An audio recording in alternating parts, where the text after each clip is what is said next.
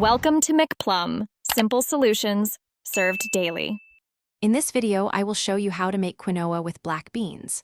First, let's prepare the quinoa.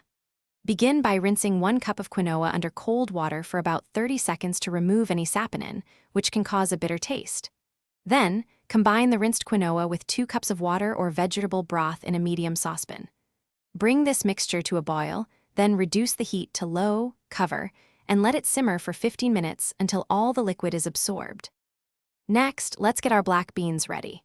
If you're using canned beans, simply drain and rinse 1 15-ounce can of black beans under cold water to remove excess sodium. If you prefer dried beans, cook 1/2 cup until they are tender.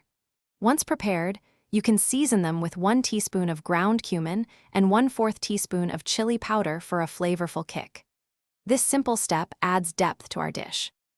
Now it's time to bring everything together. After your quinoa has simmered for 15 minutes, remove it from the heat and let it rest, covered, for 5 minutes. Then, fluff it gently with a fork. Carefully fold in your seasoned black beans, ensuring they are evenly distributed throughout the quinoa. For an extra burst of freshness, stir in about 1/4 cup of freshly chopped cilantro.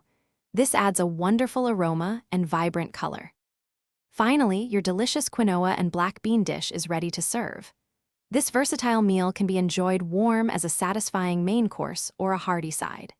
For an extra layer of flavor and texture, consider garnishing it with some sliced avocado, a fresh squeeze of lime juice, or a dollop of your favorite salsa. It's a nutritious, flavorful, and incredibly easy meal to prepare, perfect for any day of the week. Thanks for watching. Stay juicy and subscribe.